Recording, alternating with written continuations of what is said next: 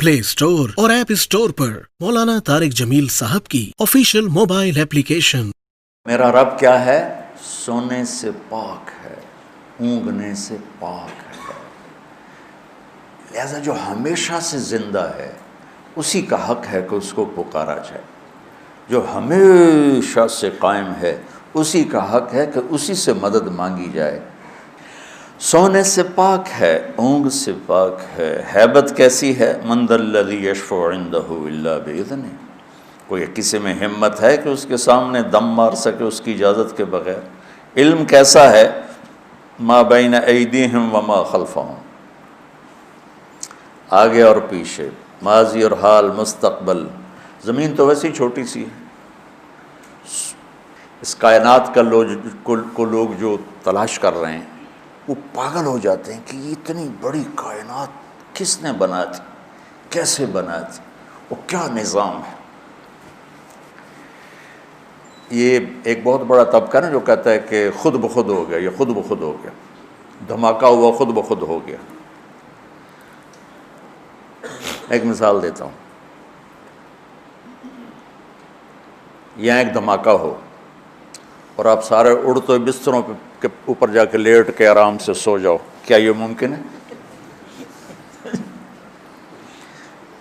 यहाँ से धमाका हो और आप उड़ते हुए दस्तरखान पे पहुँच के सहरी खाना शुरू कर दो, क्या ये मुमकिन है?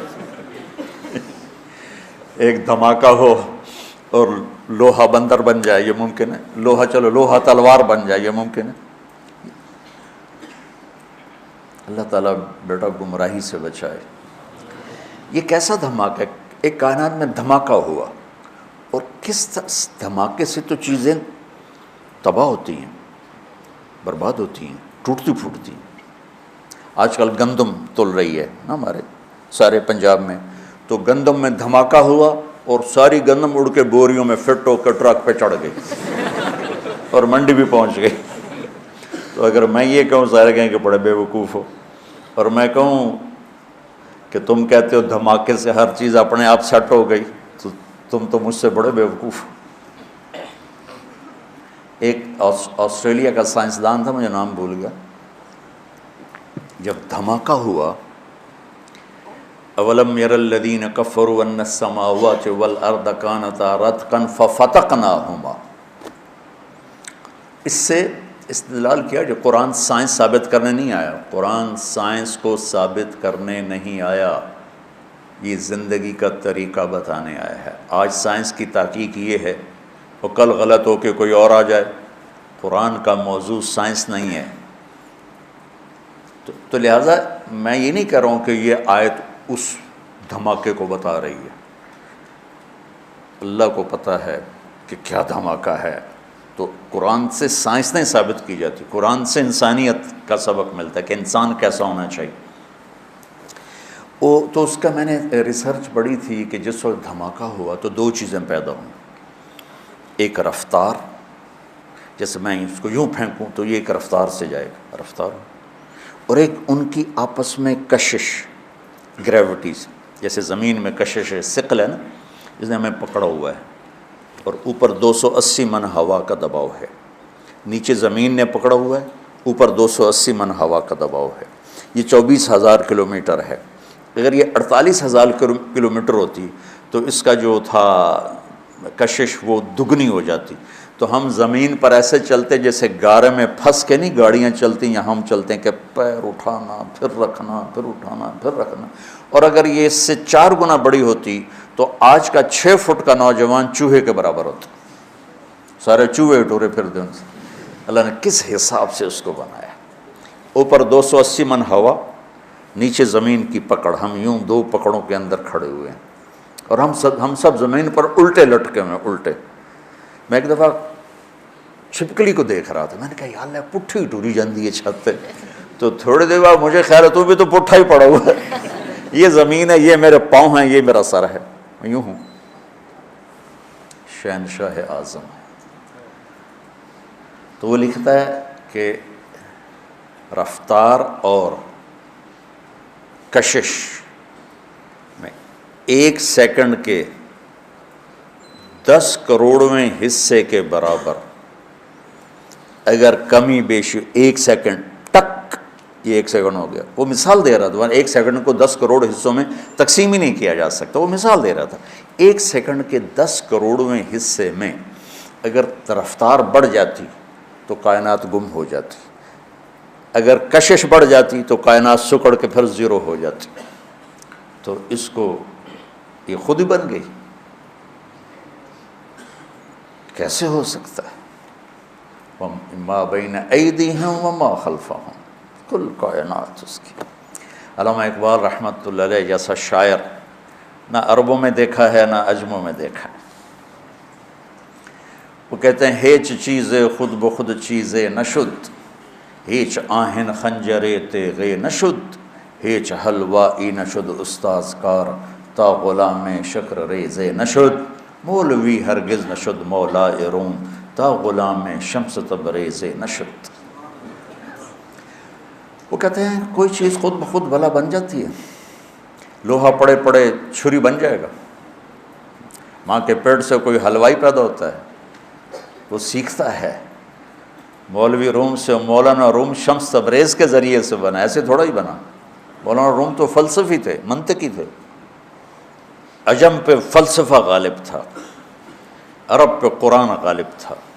پھر عرب مغلوب ہوئے، عجم غالب ہوئے، تو پھر فلسفہ ہی سب کچھ بن گیا. فلسفہ رہ گیا تلقین غزالی نہ رہی، رہ گئی رسم اذاں روح بلالی نہ رہی.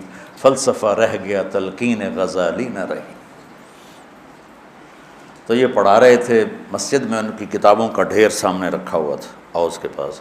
تو شمس تبریز آئے، دیہاتی شکل، گنوار جیسے ہوتے نا، بدو. تو بڑے معصوم انداز میں مولانا روم سے پوچھا این چیست، وہ کتابیں تھیں، کہ یہ کیا ہے؟ تو انہوں نے دیکھا دیہاتی ہے، تو انہوں نے بڑے تکبر سے کہا این آن است کہ تو نمی دانی.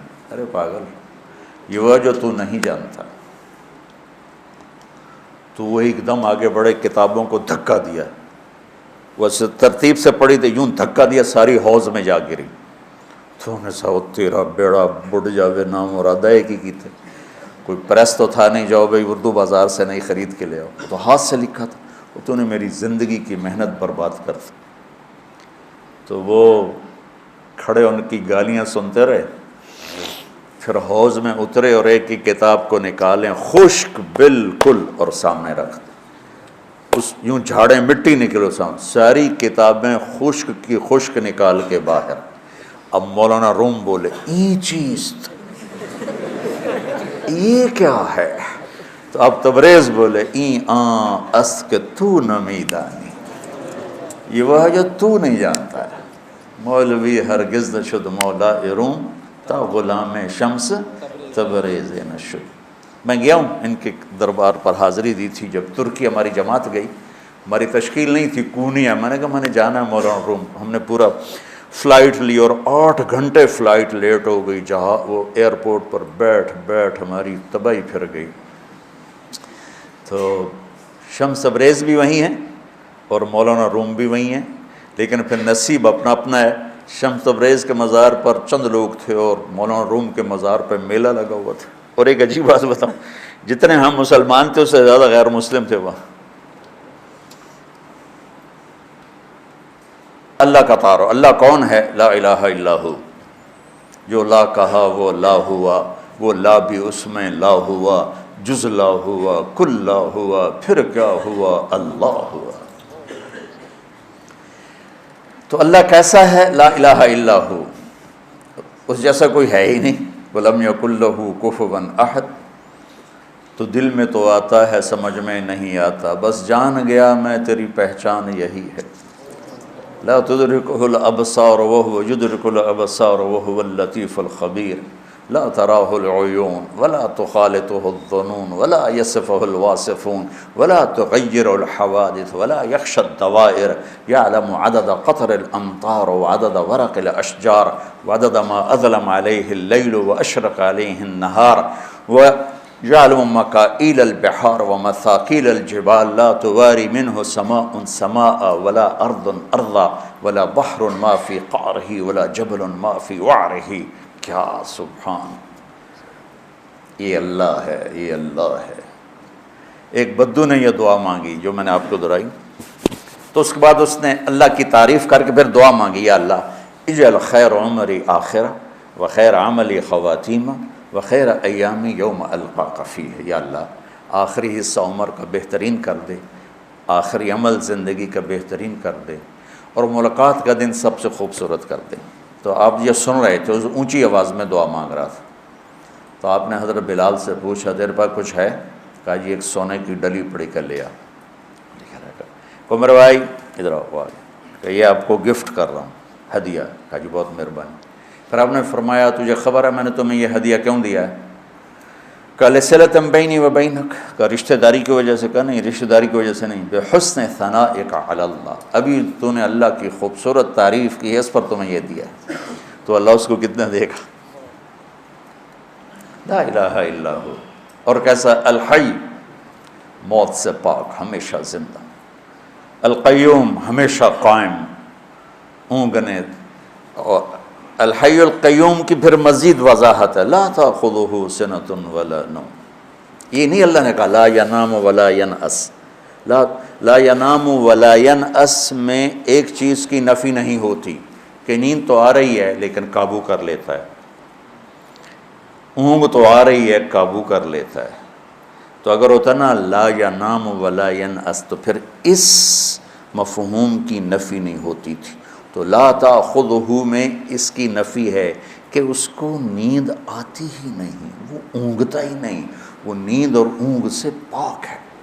ایک دفعہ موسیٰ علیہ السلام سے ان کی قوم نے پوچھا تیرا رب سوتا ہے؟ تو یہ بنی اسرائیل بھی عجیب بادشاہ قوم تھی،